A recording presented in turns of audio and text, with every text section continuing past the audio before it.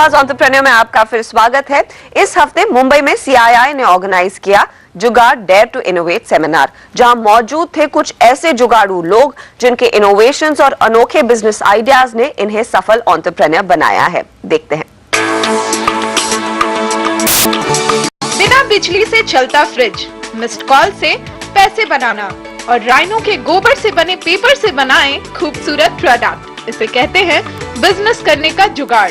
बस जरूरत है ऐसे ही कुछ हटके और इनोवेटिव आइडियाज की, जिसके जरिए एक सफल एंटरप्रेन्योर बना जा सकता है।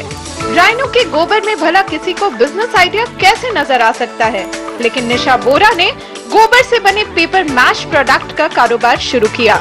निशा के लिए ये आसान नहीं था, लेकिन अपने आइडिया पर पूरा भरोसा था और इसी विश्वास ने आज निशा को कामयाब एंटरप्रेन्योर बनाया है। इस दमदार बिजनेस आइडिया पर निशा की कंपनी एल राइनो को मिला है वक्त से पहले और किस्मत से ज्यादा।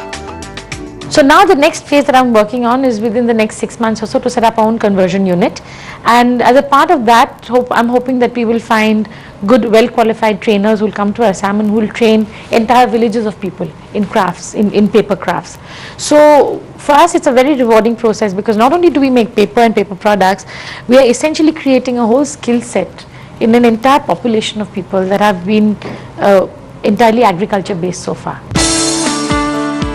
सिर्फ निशा ही नहीं, जुगाड़ ने कई और मिलियनेयर भी बनाए हैं, जिसमें से एक है कोकोबेरी योगहट्स। महज 3 साल में कोकोबेरी के देश भर में 51 स्टोर खुल चुके हैं और इसकी शुरुआत सिर्फ 10,000 रुपए के कैपिटल से की गई थी। कॉलेज के बाद अपना बिजनेस शुरू कर दिया, तो मैंने अपनी मदर से एक 10,000 रुपए का लोन लिया, जिससे मैंने एक डिस्ट्रीब्यूशन ली एक कंपनी की। उससे मैंने कुछ अपना काफ़ी सक्सेस उसमें से देखी कुछ 3-4 साल में। उसके बाद मैंने एक BPO बिजनेस में इन्वेस्ट किया अपने बिजनेस में, और 12 साल से वो बिजनेस में खुद चला रहा हूँ। उसी BPO बिजनेस के थ्रू मैंने एक नया वेंचर शुरू किया 2009 के अंदर, कोकोबेरी, जिसको भी मैंने खुद फंड किया अपने BPO बिजनेस के जो मैंने शुरू किया था 2000 में। तो उससे अब हम अपना, जैसे कहते हैं, गाड़ी आगे चला रहे हैं। CII की इस मुहिम में शामिल हुए दिग्गजों ने भी जुगाड़ को इनोवेशन माना है, जो एंटरप्रेन्योरशिप के लिए हथियार का काम करता है। एम्प्लॉयमेंट जनरेशन हमारी ज़रूरत के हिसाब से हमेशा, अभी एक पीढ़ी तक हमेशा पीछे रहेगा। तो एंटरप्रेन्योरशिप, सेल्फ एम्प्लॉयड रहना, ये हमारे लिए लग्जरी नहीं है, ये हमारी नेसेसिटी है। एंड सेल्फ एम्प्लॉयमेंट की ज़रूरत जब आप कम रिसोर्सेस या कम कैपिटल से जब आप जोड़ते हो, तो आपके पास जुगाड़ वाला रास्ता, इनोवेशन वाला रास्ता यही रह जाता है।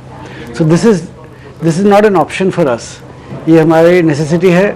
और अगले 8-10 सालों में from a relatively lower income country to middle income country जब हम ग्रो करेंगे, और उसमें कोई दो राय नहीं है कि हम ग्रो करेंगे, एंटरप्रेन्योरशिप वाला और जुगाड़ वाला रास्ता हमारे लिए, हमारी ग्रोथ का, हमारी प्रॉस्पेरिटी का मेन हाईवे है।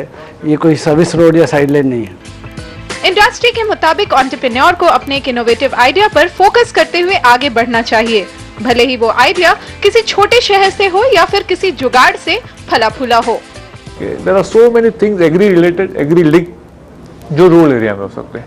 आज बड़े टाउनों में लोग कॉल सेंटर खोल रहे हैं, एग्जांपल तुमको दे रहा हूँ, और कॉल सेंटर में लोग नहीं मिल रहे। मैं तो कहता हूँ, if I am opening up a call centre, I will prefer the smaller towns. और ऐसा नहीं है कि वहाँ लोगों को इंग्लिश नहीं आता, वो सिखाया जा सकता है, अगर टाउन वाले सीख सकते हैं तो वहाँ हाफ द कॉस्ट टेम्पलेट हो जाएगा। बड़े टाउनों में रियल एस्टेट का कॉस्ट क्या है, एंटरप्राइज का कॉस्ट क्या है।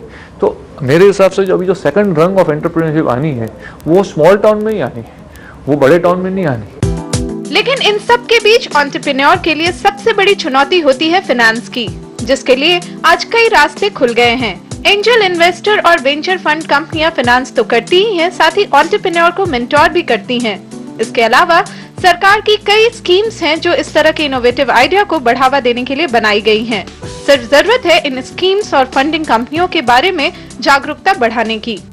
क्योंकि देखिए, बड़े एंटरप्रेन्योर्स के पास पैसे ऑलरेडी हैं, और जो बड़े कंपनीज हैं उनके पास से पैसा लाना बहुत इनिशियली बहुत मुश्किल होगा, और बड़े प्राइवेट इक्विटी या वेंचर फंड वाले छोटे एंटरप्रेन्योर्स को उतने आसानी से पैसे देंगे नहीं, क्योंकि उनके आइडियाज़ बेचने वाले भी एक तरीका चाहिए। तो एंजल इन्वेस्टर्स मेंटरिंग भी करते हैं, के हाथ पकड़ के उनको समझाते हैं कि यहाँ पे तुम ठीक कर रहे हो, यहाँ पे गलत कर रहे हो, ऐसे तुम आगे बढ़ सकते हो। तो ये एक बड़ा इंपॉर्टेंट चीज है जो एंजल इन्वेस्टर्स अभी पूरा कर रहे हैं। आज इकोनॉमी की हालत बहुत अच्छी नहीं है, ऐसे में इंडस्ट्री को इनोवेटिव तकनीक की जरूरत है ताकि कंज्यूमर को उनकी उम्मीद के मुताबिक चीजें मिले।